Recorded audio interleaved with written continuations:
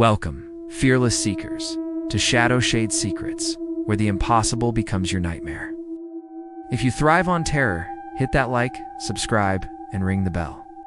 Brace yourself for a story that bends time itself.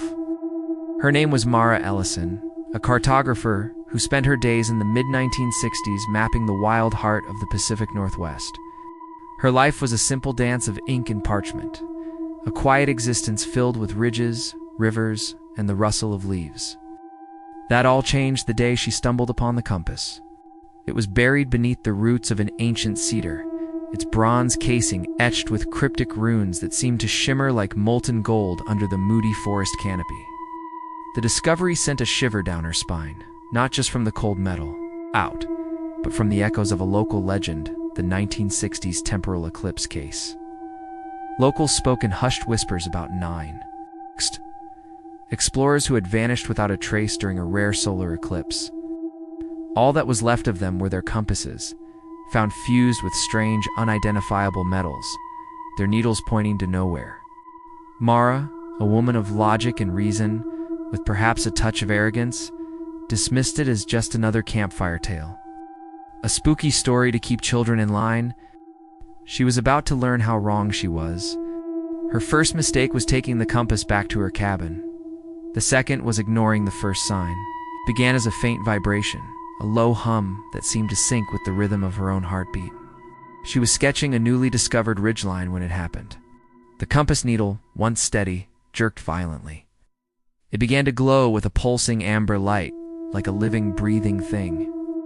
The very air in her cabin grew thick, heavy with an unseen pressure, and then a voice whispered from the silence. A voice that was hers, yet layered with an ancient, timeless quality. "Mara," it said, "guide us." Looking out her window, the forest she knew so well began to warp. The familiar pines and cedars stretched into impossible crystalline spires, their leaves glinting as if they were made of fractured time itself. In a panic, she dropped the compass, but it didn't fall. It hovered in the air, its needles spinning wildly before locking onto a direction that didn't exist on any of her maps. That night, her sleep was anything but restful. Her dreams were flooded with terrifying, vivid visions, entire cities rising from dust and crumbling back into it within seconds. And the faces of the 9 lost explorers from the legend, their eyes staring back at her, wide with a silent, desperate plea. When morning finally broke, the world felt wrong. She awoke feeling disoriented, as if waking from a fever. The maps on her drafting table had been altered. New rivers snaked through familiar valleys, and entire mountain ranges had appeared, all sketched in a hand that was eerily similar to hers, but not her own. The compass sat innocently on her table, its amber glow now a steady, constant presence. The faint vibration had become a soft, rhythmic tick, a constant companion in the silence of her cabin. Night after night, the compass began to pull her, an irresistible urge drawing her into the woods. Its light would carve impossible paths through the darkness, leading her not through the forest, but through dimensions. She walked on deserts of frozen sand under alien constellations, saw skies where twin suns blinked in and out of existence, and stood on the shores of oceans made of liquid silver. From these journeys, a figure began to emerge. It was cloaked in shifting, shimmering light, its form a constantly changing mosaic of different eras. Roman soldier one moment, a futuristic pilot the next. "You hold eternity's key," it intoned, its voice a chorus of 1,000 different voices speaking at once.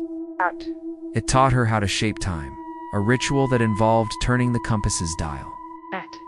With a simple twist, the world around her would ripple, aging or reversing at her command. The power was intoxicating. She tested it on small things at first.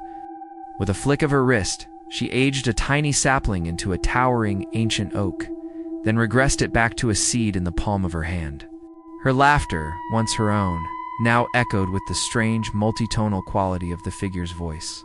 Her small cabin became a nexus of chronological chaos. Clocks ran backward. Food rotted and then became fresh again. The photographs on her wall began to change, showing her in places she had never been, standing beside people she had never met. The compass was no longer just a tool, it was a part of her. And with that connection came a horrifying revelation. The compass was a relic, a parasite from a dying timeline.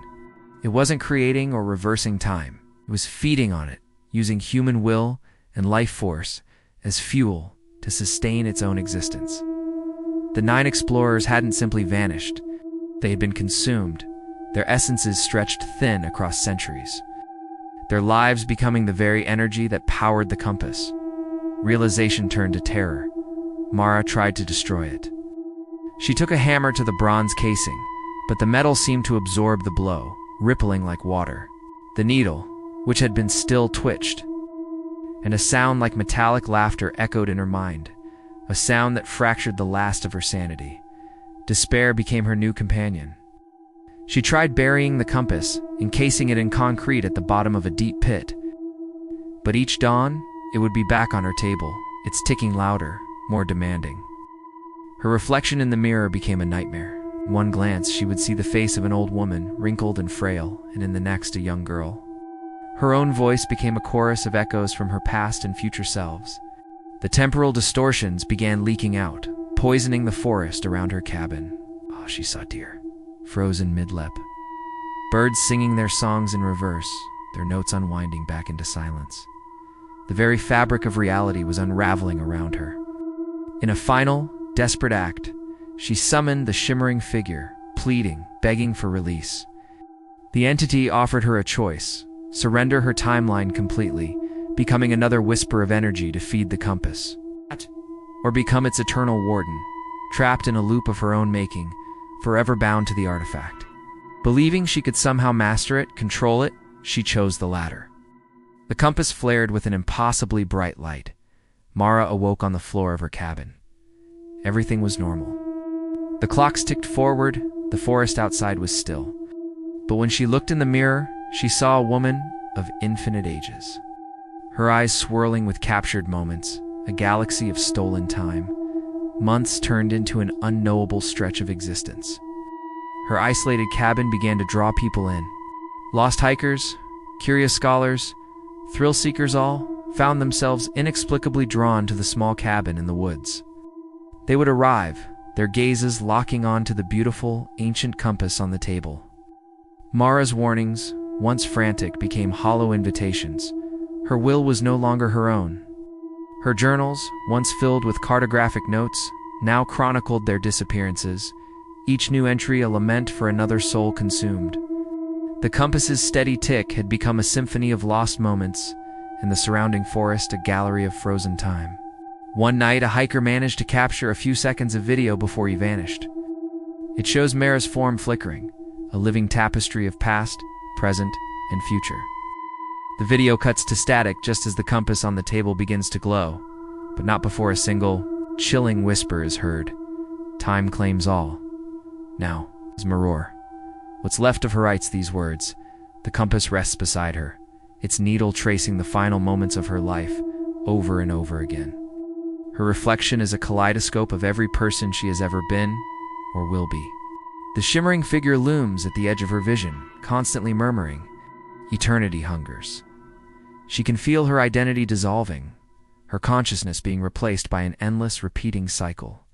The compass's light is reaching out again beyond the forest, luring the next curious soul. If you ever find a bronze compass buried beneath an old tree, don't pick it up, don't turn the dial. Its tick might be the last sound you ever hear. Would you resist its pull, or would you yield to the temptation of shaping time? Let me know in the comments. To unravel more mysteries like this one, check out the longer tales on our channel. That was unreal, right? If you're still with me, show some love by hitting like, subscribe to ShadowShadeSecrets, and ring that notification bell. See you in the shadows.